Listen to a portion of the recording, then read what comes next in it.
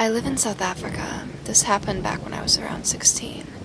The local church organized a youth camp to a place called Dundee. We were going to be staying on a farm that got used for school excursions and shit like that. We get there Sunday night and everyone is pumped for a good time. Some kids from the local area come camp with us, along with a few kids from other big cities. There's like 60 or 70 campers.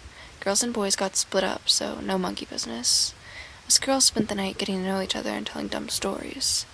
Eventually, we start trying to scare the shit out of each other. My one friend tells the girls about the Bloody Mary legend. The local kids are in a pretty remote area, so this creeps the fuck out of them, and I laugh about it. Back then, it was around the time Harry Potter was popular, and being the loser that I am, I somehow ended up trying to learn Parseltongue. I knew a little Latin from some of the hymns, so I hissed random words and scared the shit out of everyone. Some of them got so pissed at me that they decided to go to sleep. Then my one friend starts telling a story about a South African urban legend called the Tokoloshe. Apparently it's this guy who basically wanders around haunting people.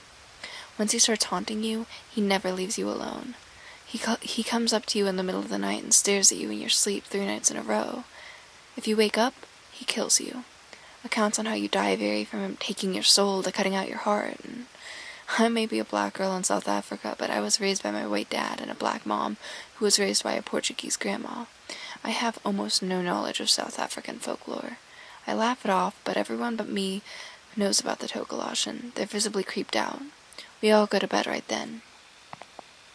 Some of the girls tell their boyfriends what we did the night before, and it seems the guys did something similar. We get split into groups, 4 girls, 4 boys. We're told we're going to be doing some activities and we have to compete against one another. Fuck that, we just want to have fun. That afternoon, my friend needs the restroom, and the closest one has no working lights. She goes in and starts doing her business. I wait around 3 minutes, and then I decide to prank her. I turn on the water in one of the basins and go to the door and start screaming, "Bloody Mary! Bloody Mary!" She freaks out and runs out pants down, and I start laughing at her. I was kind of an asshole. She laughs it off and goes back to finish, but I do this to her 3 more times. I really was an asshole. She won't go with me afterwards anymore. That evening, we're all sitting around a campfire and telling some more stories. I do the Parseltongue thing again and scare some of the guys. I thought it was pretty funny. One of the counselors tells us a story about the Tokoloshe, and then he claims that some farm workers living nearby had died because of him recently. We call bullshit, of course, but he takes us to a fenced-in clearing about 100 meters from the dorms, and there are graves there. We see 4 graves that look new. We nope out of there and collectively decide to go to bed. The next morning, some of the guys complained that I was crawling around their ceiling doing my Parseltongue impersonation, but I was legitimately asleep, and the counselor lets them know that there's no space to crawl around in the ceiling, and it's impossible to get from the girls' dorm to the boys' dorm because you have to go through the counselor's room. Then someone asks, if it wasn't her, then who was it?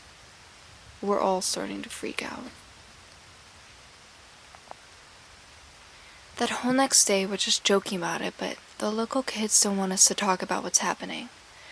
Finally, one of them tells us that this is how some of the Tokoloshe stories go. He asks if any of us has messed with any type of ritual. I tell them I did the Bloody Mary thing, but I never finished it, and I kept swapping the name out with Biggie Smalls or Tupac or other dumb stuff just as a joke. He says it might have had an effect, but he doubts it. We get told that we have to pack our sleeping gear because we're going to move locations after climbing a large hill the next day. That night, one of the girls wakes up feeling cold, and she wants to close the window, so she gets up, but none of the windows are open. So she looks around, and she sees a shadow moving near the small cemetery. She flips her shit, and she wakes us all up.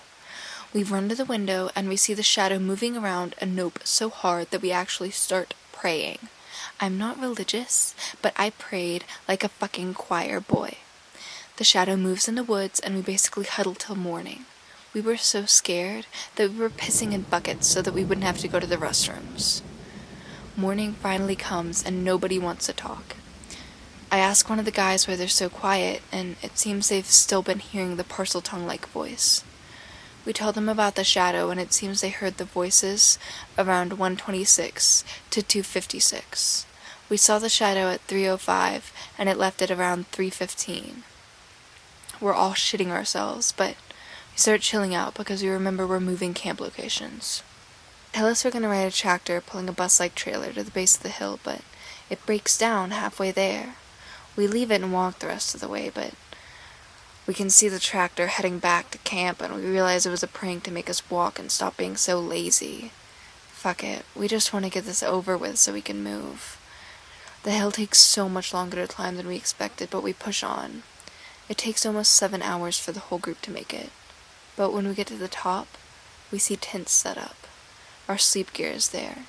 They tell us we're gonna spend the night there. Fuck that. We want to nope all the way back home, but it's dark and cold, and even if we get back, there's nowhere else to go. A few of us get together and we come up with a shit it's the fan plan. We decide that we're gonna grab some friends from our group and bail all the way downhill on our own. Fuck the rest of the group. Planning it out calms us down, and we even start joking around again. We're all chilled after being there a few hours and sitting around a campfire. Then one of the camp cooks tells us that his son has died recently. We ask him about it, and it turns out that his son is one of the people who was allegedly killed by the Tokoloshe. So much for calming down. We decide that going to bed is the best way to go. We go to bed at around 9. At like 1, 3 of us wake up and it's super, super cold. I look up and I realize that I'm not in the tent anymore. My cushion, my sleeping bag, and myself are all out in the open. And I'm like, haha, real funny guys. So we move our stuff back into the tent, but the other girls have no idea why we're outside. We go back to sleep, but around an hour later the same thing happens, but this time there are 7 of us, including boys outside. And I realize that it's only the people who made the shit hits the fan plan. We told no one, not even the friend we were gonna save. What the fuck? Taking our stuff back in, we see a shadow moving a girl out of her tent. I want to nope out of there, but I can't move. My friend starts yelling, and that makes me start yelling till the girl wakes up and starts screaming. The shadow runs into the woods. Counselors decide to call for transport so that we can leave, but the tractor is broken for real now. One of my friends asks about the plan, but I tell him that the plan blows. Why would we risk going off by ourselves into the dark? Besides, things aren't at shit hits the fan yet. We decide to arm ourselves with sticks and rocks. No one has any real weapons, not even a pocket knife. We're all too scared to sleep. We see a shadow moving in the distance, but it doesn't come any closer than that. We also hear the parcel tongue-like voice till near dawn. At first light, we pack up in silence and nope our way down to base camp. Call the guy who brought us here, and tell them that we all want to go home. That shadow was the closest thing to something X had ever seen. It kept changing, and for some reason I have trouble recalling what its face looked like. I later heard that those who see a Tokoloshe never remember its face, just a shadow. I avoid dark alleys and I never go in the woods. I don't know what it was, but I don't want to find out.